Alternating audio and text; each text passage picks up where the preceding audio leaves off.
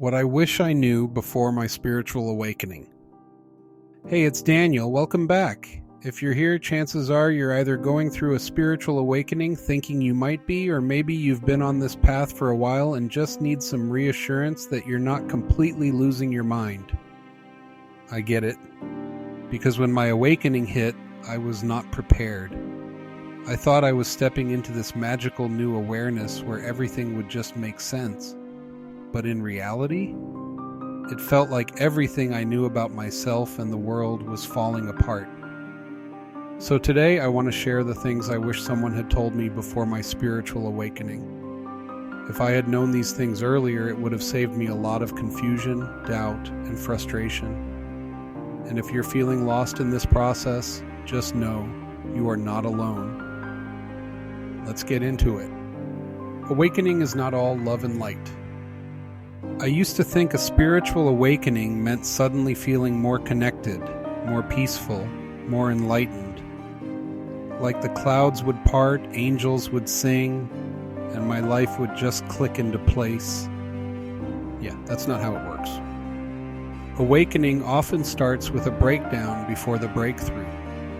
It can feel like your whole life is falling apart.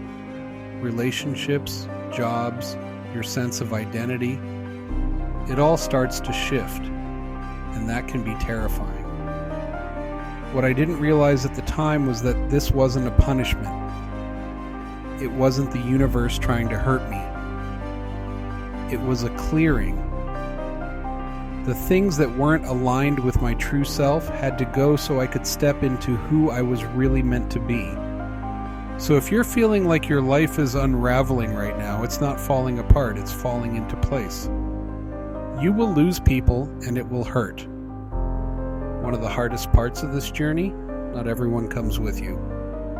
I didn't realize how much of my life, my relationships, my beliefs, my habits, were built on a version of me that wasn't even real. When I started waking up, I stopped being able to ignore certain things, fake friendships, draining conversations, relationships that were built on obligation instead of true connection. And when you start setting boundaries, some people won't like it. Some will call you different or too much. Some will try to pull you back into the old version of yourself because it makes them uncomfortable to see you change. And this is where you have a choice. Do you shrink back down to make them comfortable, or do you trust that the people meant for you will find you when you step fully into your truth? Losing people is painful. But losing yourself to keep them is worse. The dark night of the soul is real, and it's brutal. At some point, you're going to hit a moment in your awakening where everything feels meaningless. The things you used to care about, your goals, your achievements, even certain relationships, suddenly feel empty. This is called the dark night of the soul. It's the part where your old identity starts crumbling. And it can feel like you're completely lost. Like nothing makes sense anymore. I wish someone had told me this is normal. That it's temporary. That on the other side of it, there's clarity, there's purpose, there's alignment. But you have to sit with the discomfort instead of running from it. Because who you become after this phase, that's the version of you who's finally free. Your intuition will get louder, but you might not trust it at first. One of the most incredible things about awakening is that your intuition starts speaking to you louder than ever. You'll start getting gut feelings, downloads, maybe even visions in meditation or dreams that feel way too specific to be random. The problem? Most of us don't trust it at first. Because we've spent our whole lives being told to think logically, to follow what makes sense on paper, to do what's expected. But your intuition is your soul's GPS. It already knows where you're meant to go. The only thing stopping you from hearing it clearly? Doubt, fear, overthinking. So if you're constantly asking for signs but doubting them when they show up, that's your work. Not looking for more signs, but trusting what's already being shown to you. Your purpose will find you when you're ready. A lot of people think that a spiritual awakening means you suddenly know exactly what you're meant to do with your life. that one day you wake up and everything is clear. Not true. For a while, you might feel even more lost than before, because when your old identity falls away, it takes time to rebuild something authentic in its place.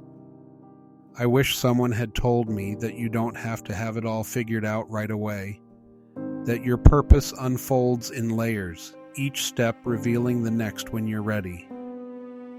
So if you feel like you're in a waiting phase right now, don't panic. Instead of asking what's my purpose, you start asking what's my next step.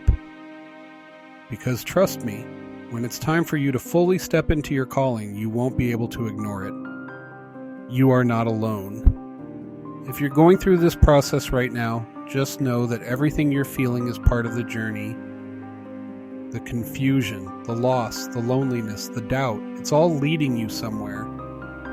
And if you're feeling lost in your awakening, like you need a roadmap to understand what's happening, your soul blueprint holds the answers. It's a personalized guide that reveals your life path, past life influences, spirit guides, and the blocks that are keeping you stuck.